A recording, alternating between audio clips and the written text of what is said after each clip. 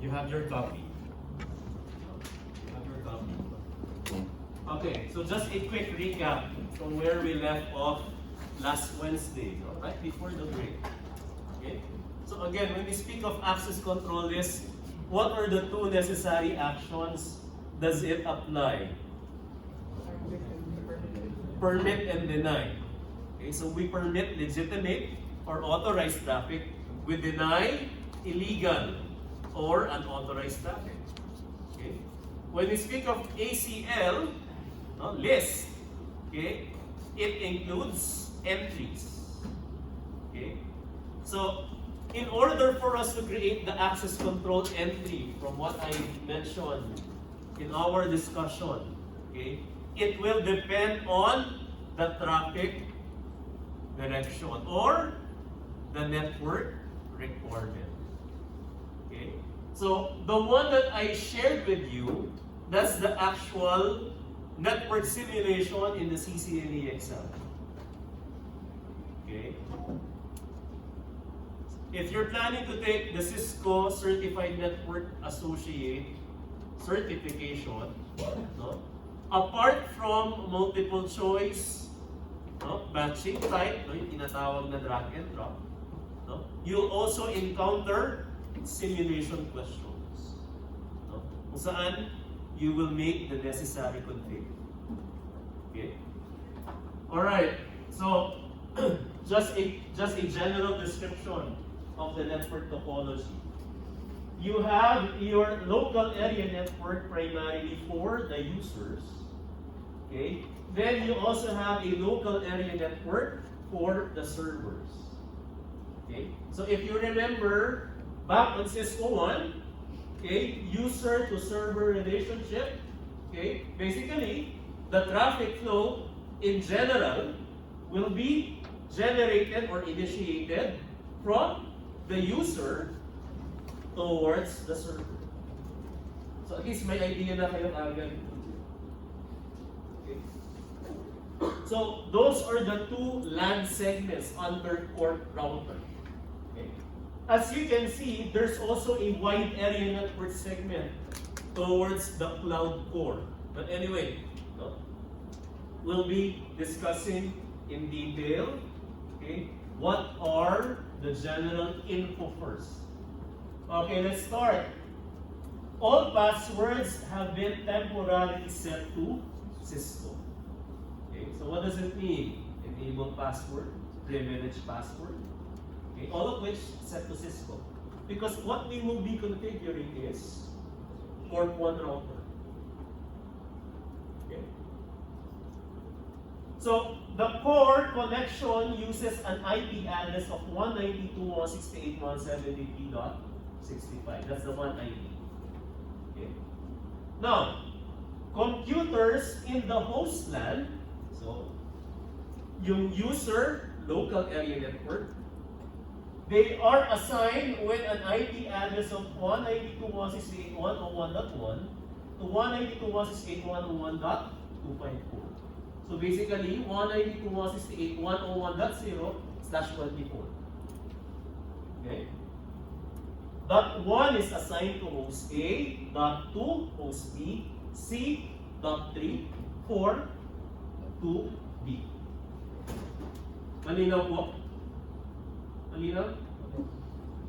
Next, there was also another vital information provided. The finance web server, so nasan yung finance web server? Andito, no? Sa server LAN segment.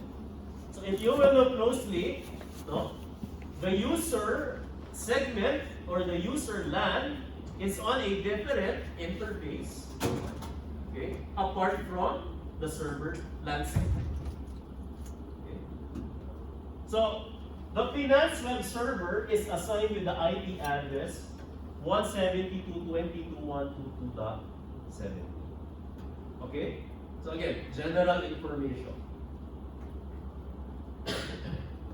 Next, we shall now move on with the general requirements to what is being asked. Since obviously ACL, you need to create the ACL. Anong magiging basehan natin sa ACL?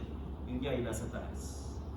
But before we create the ACL, I'll be sharing with everyone, okay, how to create an ACL using this technique. This was the same technique that was provided to us by my Cisco instructor. No? Meron tinatawag na ACL table.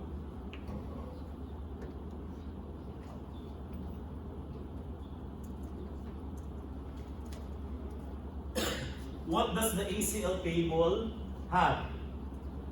Okay. First column, you have the corresponding action. Second column,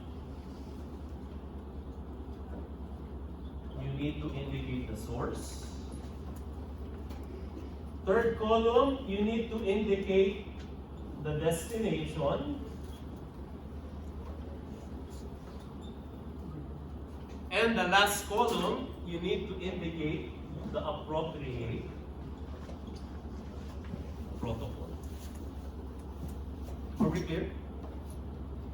Okay. The first four bullets, these are the general or the specific requirements they need. No? Puntahan natin yung panglimang bullet. Okay? This contains vital information on how we shall create the ACL as required. What does it state? You have been tasked to create and apply a numbered ACL. That's 1, 2. So ano daw yung pinagagawa? Numbered ACL. Obviously, hindi pwede name. So remember our discussion last week? Standard? What's the range for standard? Ulit. 1 to 99. Oh, there's no access to 0. How about extended? 100 to 199. Okay? Next. Apply this numbered ACL to an outbound interface. Remember last week, no? It was covered that we apply an ACL to an interface, but we need to identify it if it's inbound or outbound ACL. But in this statement, it was already indicated clearly. So ano yung kailangan gawin?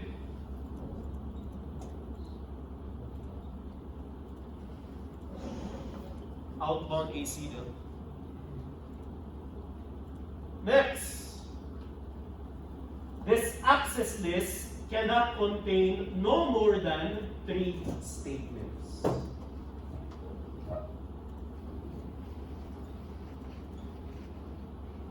Ang ibig sabihin ng this cannot contain no more than 3 statements. Basically, ang maximum ACEs for entries that you can apply is only up to 3. That's the general requirement.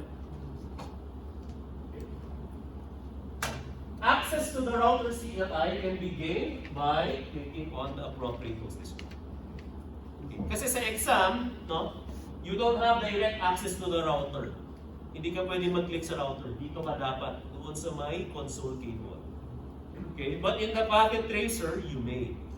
No? But in the exam, kahit anong pindot mo dyan, you cannot access the command line interface.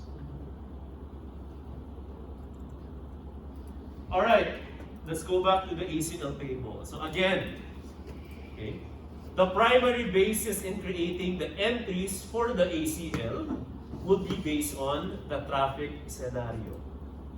How are ACL entries processed again? What's the direction? Top to bottom. Okay. So let's read the first bullet. Host B should be able to use a web browser to access the Finance web server. So let's analyze the traffic flow. From host B, it should be able to access the Finance web server via HTTP, web browsing, right?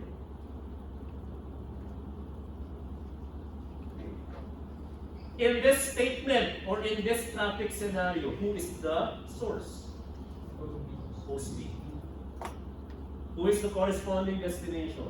Finance web server. Let's create the entry for the ACL table. What is the action based on the first bullet? Be able to access. Ano yun? Permit.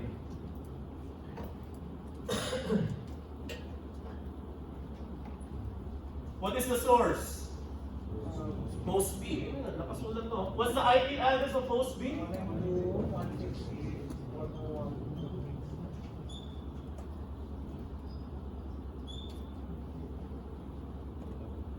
I have a question. Kasi di ba, doon sa access control list discussion that we had last time, we always need to indicate a wildcard mask, right?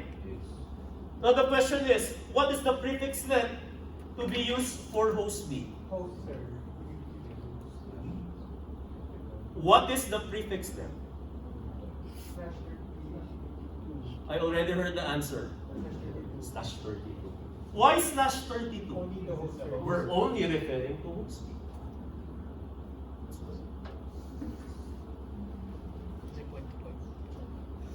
Kaya natatandaan niyo yung host keyword, any keyword, gagamitin natin mamaya yun.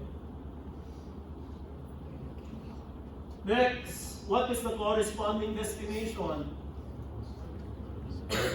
Sorry?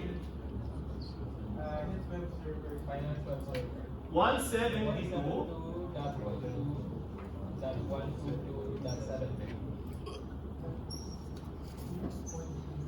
slash 32 as well. Because we're only referring to a single node. Okay? What is the protocol? It was stated HTTP. What is HTTP? What particular protocol? TCP, UDP? It's TCP.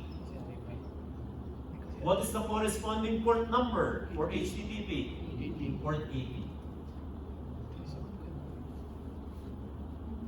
So if we will analyze again what we filled up in this ACL table, host B should be able to access the finance web server via HTTP. Right? Plus, this is not yet the ACL entry. Kumbaga, think of it as a cheat sheet. No? Before you can configure your ACL entry, this will serve as your guideline. Kasi malilito ka pag ginagawa mo yung ACL eh. No, you don't, with this parameters, with this number of parameters, no, maguguluhan ka eh.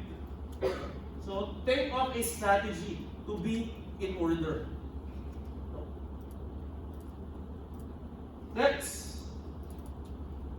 Can I now erase?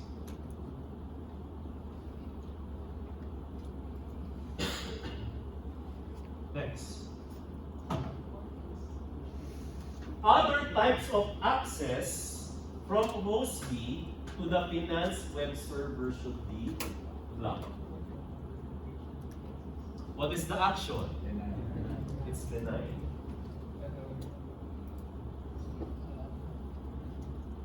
Who is the source? It's host B.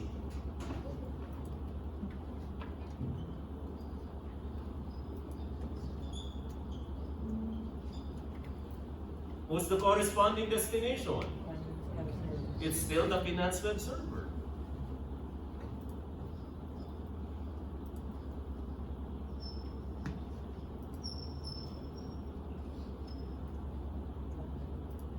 What's the protocol? Binanggit ko to last week. Other types of access, narinig ko na yung sagot. Other types of access, narinig ko na. It's IP. Nagit ko yun last week. When we refer to other access, IP in general. No? Neither TCP, neither UDP. No? Yun yung key terminology, other type of access. Sir, at bakit po ulit pag ID po? Ano po? IP refers to all types of traffic flow.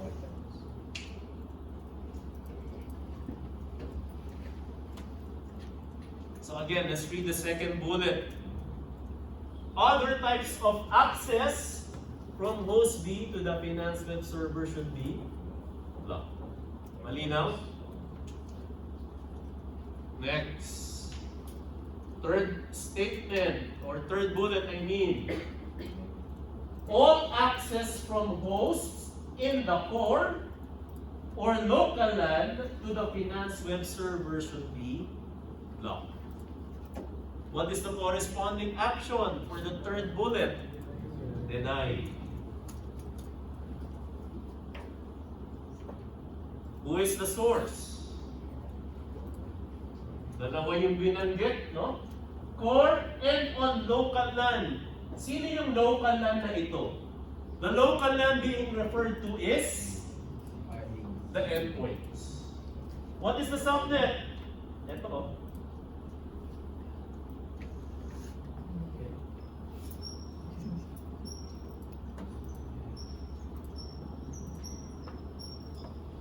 Okay. This is for the local LAN. How about for the core?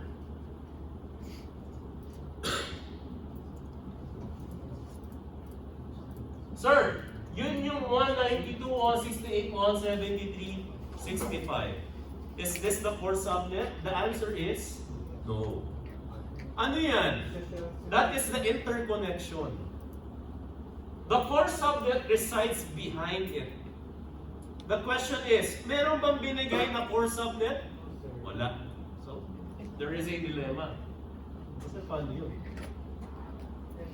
Wala tayong core subnet. It's a question mark. No? Next. Who's the corresponding destination? Basahin mabuti, ha? Ulit. Basahin mabuti. Public web server, hindi finance web server. Sorry, finance web server. No, my bad. No. What's the IP address of the finance web server? Yung pa rin, no?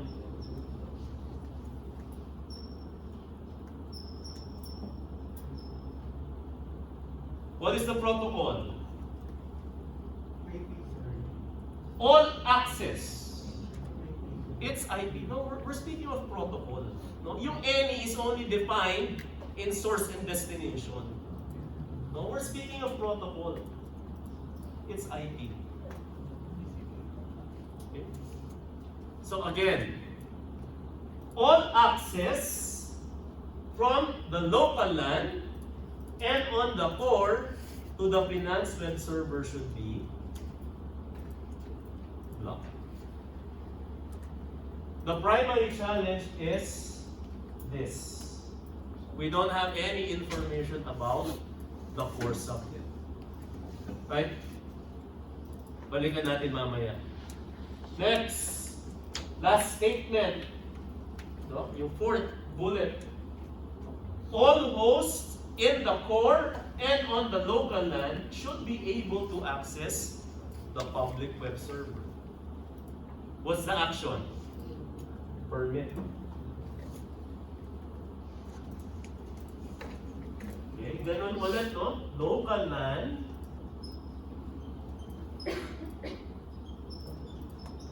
And yung core, no?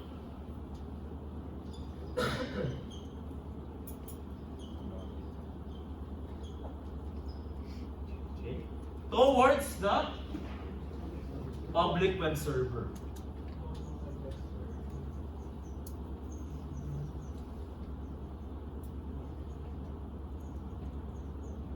What is the protocol?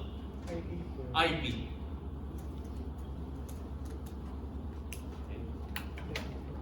So, based on this ACL table entries, okay, we still need to resolve certain parameters, right? Okay. Balikan ulit natin yung general requirements.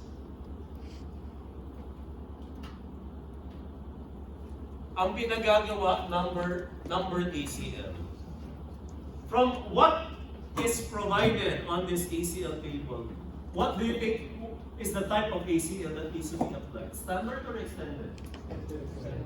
Really extended kasi may destination at product.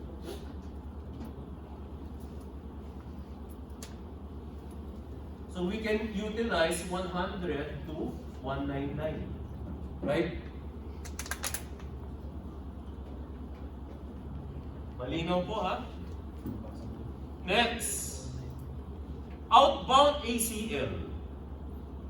So, kaninong interface? Outbound. Paano ba pag sinabing outbound? Di ba pag sinabing outbound, it's much more nearer to the destination. Inbound is much more nearer to the source, right? Based on the statements, nasaan interface ba yung destination? Na kanino yung finance web server, na kanino yung public web server? Ito, di ba? Itong interface yun. Class. Kasi kung titignan natin yung traffic ko, yung una. Di ba? Packet is moving towards. So, inbound interface. Packet is moving away. Ito yung outbound. Di ba? Class. So, we have an idea that the interface under Corp 1 in which we need to apply is under ito, FA01. Medyo nabubuo na paunti-unti. Next, no more than 3 statements. Okay. Based on what we have created, how many entries do we have? There are 4. There should only be 3. Diba? Anyway, mamaya muna natin asikasuhin yun. Ito muna ang i-resolve natin. What is the core subnet and what is the public web server? When I gave this problem, I think it was around 2015, there was one student, sir, most likely, yung public web server is on the same subnet with the finance web server. Okay.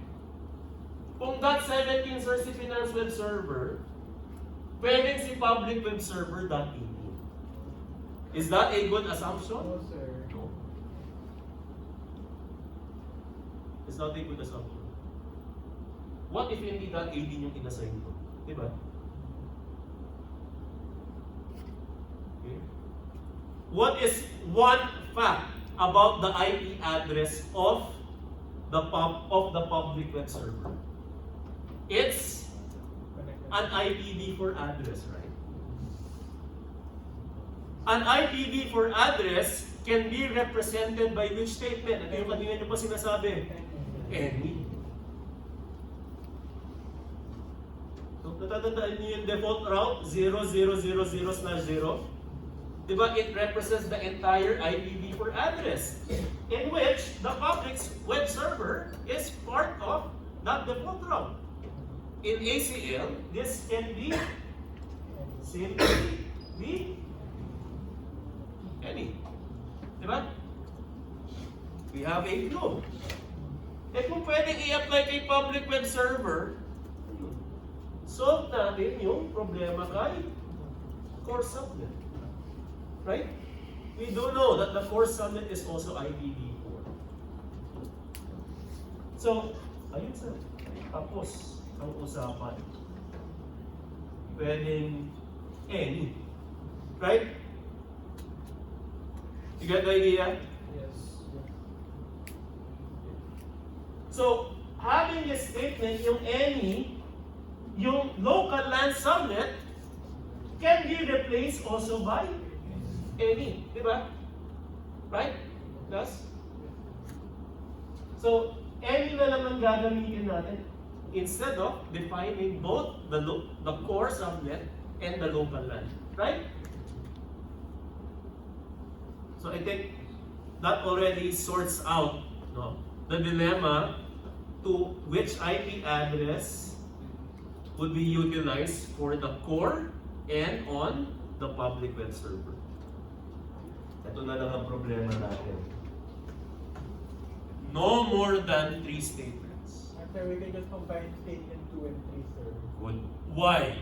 Because sir, statement 3 already has. But before you provide the answer, how come did you decide, or what have you noticed, why we can combine statement 2 and 3?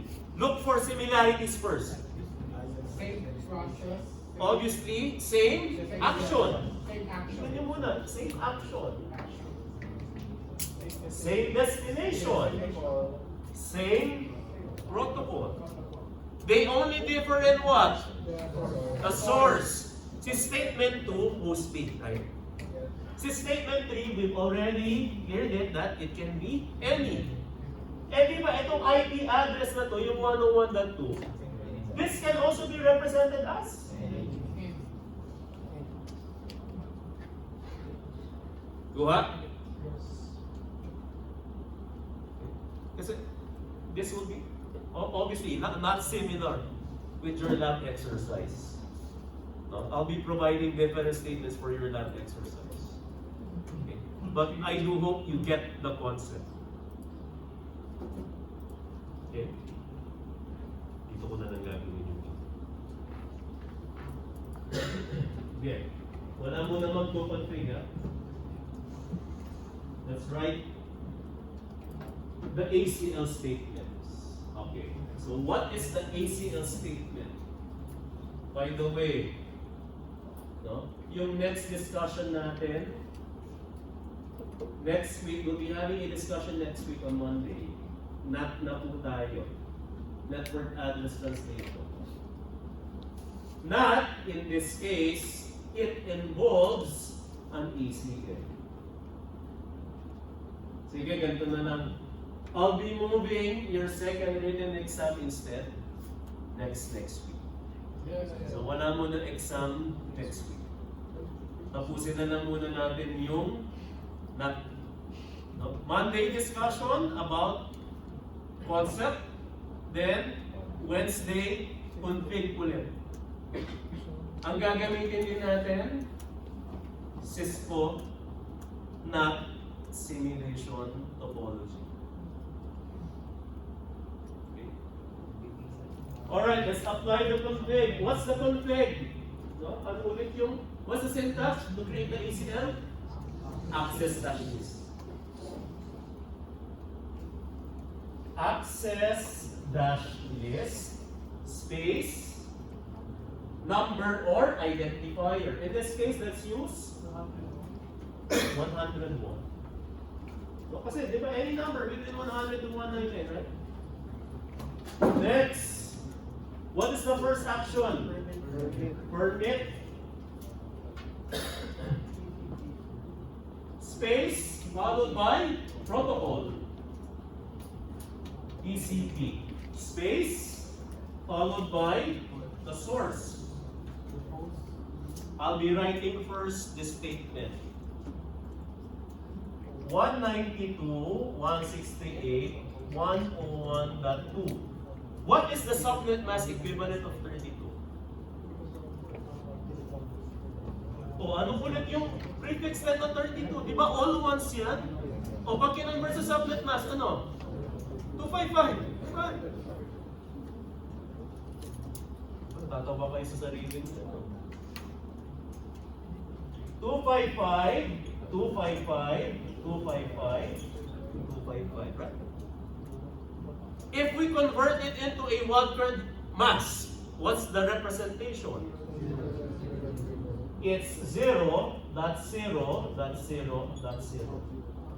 Ano yung pinag-usapan natin last time? Sa dulo, if you see a wildcard mask na all 0, we can use host keyword.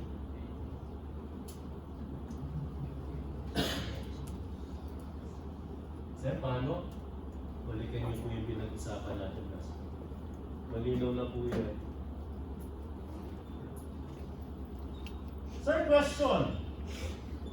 What if I did not use the whole statement? Rather, I use the statement 192.168.101.2 followed by 0.0.0.0. It still will work.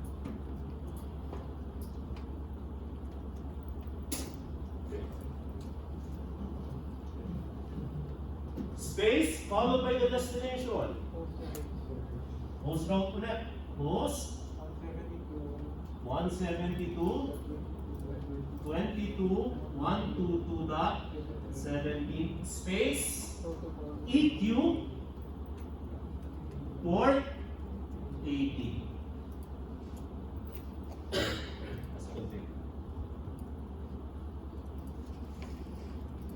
Next, second ACL statement.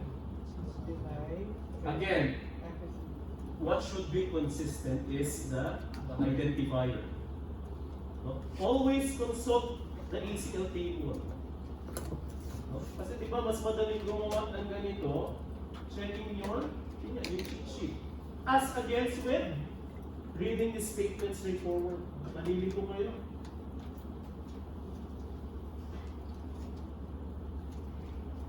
Access dash list space 101. What is the statement? Deny. Ito yung pinag-combine na natin, ha? What is the source? Any. What is the corresponding destination? Ito, pinag-combine na po. Ito, ha? Ito. This was already replaced by any. No? What's the destination? Sorry. Deny IP any. The protocol first. Followed by the destination. What's the destination? Finance web server so from about zero. Do we need to indicate a port? No need.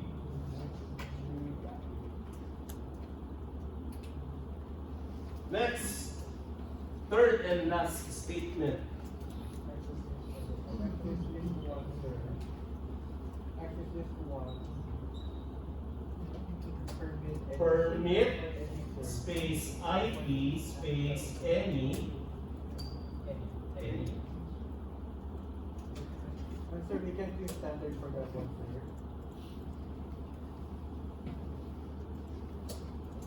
Pwede rin naman, no? Kung gusto mo yung 000255255.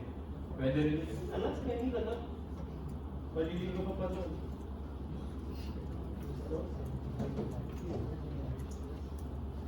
Kasi pwede rin naman to palitan mo yung any. 0.0.0.0 255. Maliligo ka nun. So, any na lang. Okay. Then, after which, where should we apply his ACL? Go to the interface FA0/1, apply the ACL. What's the command? IP access dash group space the ACL identifier 101, then the direction out.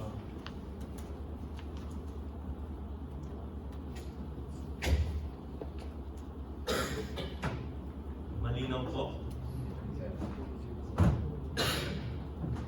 Sige. What I want you to do, kindly access the router.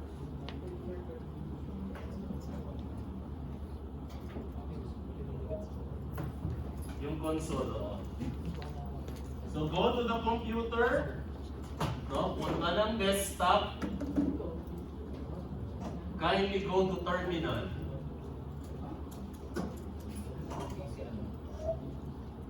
Then hit OK. Papasok kayo ng command line interface. Sorry. Password is Cisco. Corp1, type EN and enable. Type Cisco.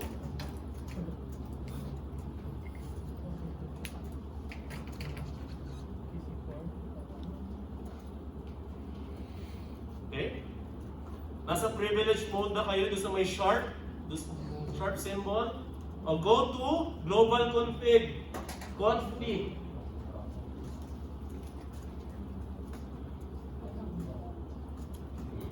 Gawin yun. Access dash list 101 permit TCP post 192.168.101.2.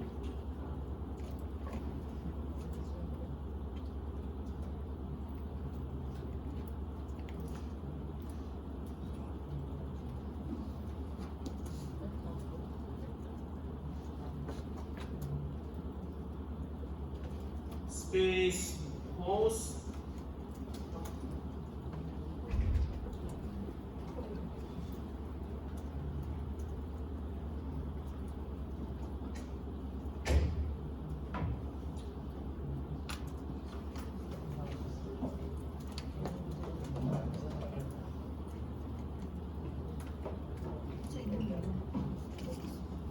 anyway, just kindly type that. 172.22.122.17 space EQ space EQ.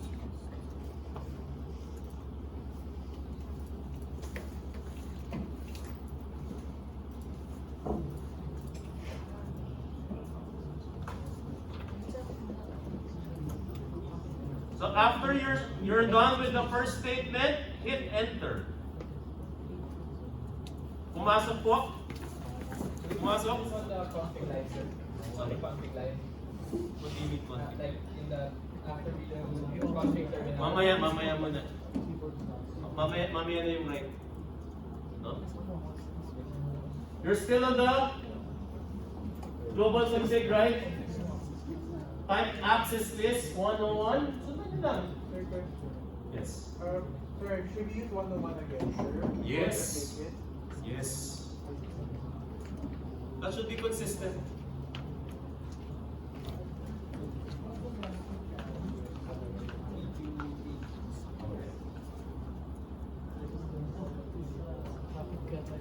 Gawin mo na ito, class. Pakigawa ito.